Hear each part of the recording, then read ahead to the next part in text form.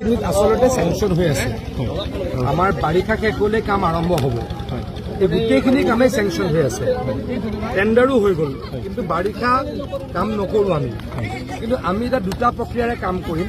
ব্ৰহ্মপুত্ৰৰ মানে আমি ৰিভাৰ সাইডত কৰিম কি আমাৰ বেগ লঞ্চিংটো চলি আছে সেইটো আমাৰ কন্টিনিউ হ'ব আৰু আমি কান্ট্ৰি সাইডত এই মথাউৰিটো য'ত আছো তাৰ সমানে সমানে পেৰেলেলি 1 কিলোমিটাৰ ওয়াইডেনিং কৰিম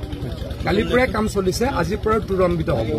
মুঠৰ ওপৰত কিবা কৈ এই জেগাখিনি ৰাখিম ৰাইজক মই প্ৰতিশ্ৰুতি দিছোঁ এইখিনি আৰু এটা কথা আহিছে যে দিবাঙৰ যিটো কথা আহিছে তাত য'ত আমাৰ 13 কোটি টকা যোৱা খৰচ কৰিছিলে তাৰ যিটো ফলপ্ৰসূ নহ'ল দিবাঙৰ পানী আছে গোটেই ইয়াৰ পৰা ডিব্ৰুগড়লৈকে ক্ষতি কৰিছে দিবাঙৰ পানীটো সিফালে যোৱা বুলিহে মোক কৈছে মোক কিছু ব্যক্তি কৈছে নাই দিবাঙৰ চাকচেছ নহ'ল দিবাঙৰ এইফালে মেজৰ পানী দিয়ে এইফালে পৰা ডিব্ৰুগড়লৈকে ক্ষতি কৰিছে গোটেইখিনি ডিব্ৰুগড়ত আপোনালোকে চাওক ডিব্ৰুগড়ৰ পৰা ৰাতিপুৱাৰ পৰা আহি আছো ডিব্ৰুগড় অকল ডিব্ৰুগড় সমষ্টিত এই বছৰ আমি 329 কোটি টকা দিছোঁ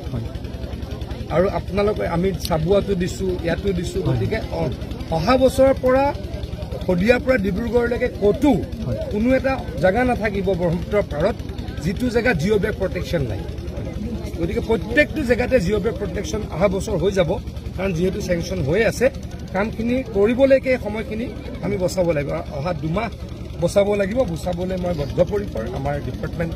এডমিনিষ্ট্ৰেশ্যন বদ্ধপৰিকৰ সেইকাৰণে ইয়ালৈকে আহিছোঁ আকৌ কৈছোঁ আমি ব্ৰহ্মপুত্ৰৰ নদীত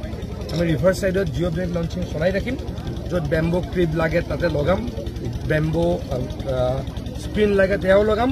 আৰু অপজিট সাইডে কাণ্ট্ৰি সাইডে আকৌ কৈছোঁ আমি কালিৰ পৰা আৰম্ভ কৰিছোঁ এই মথাউৰিটো ওয়াইডেনিং আজিৰ পৰা পূৰ্ণগতিত চলিব মই আকৌ একটা কথা কৈছোঁ দিবাঙৰ সমস্যা ভয়াৱহ সমস্যা আপুনি কিছুমান বস্তু কেতিয়াবা আমি আমাৰ কাৰিকৰী বিভাগে ব্ৰহ্মপুত্ৰক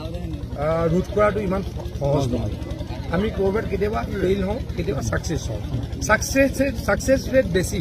কেতিয়াবা ক'ৰবাত এটা দুটা ফেইল হ'ব পাৰোঁ ফেইল হ'লে আকৌ কৰিবলৈ যত্ন কৰিম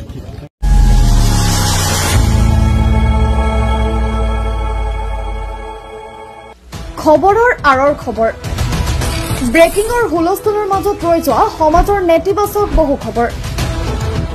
ৰাজনীতিৰ পৰা সমাজনীতিলৈ খেল জগতৰ পৰা কৃষি খণ্ডলৈ ছবি জগতৰ পৰা সাহিত্য চৰ্চালৈ বৰাক ব্ৰহ্মপুত্ৰৰ লগতে উত্তৰ পূবৰ সাতভনীক সামৰি অসমৰ সংবাদ জগতত নতুন সংযোজন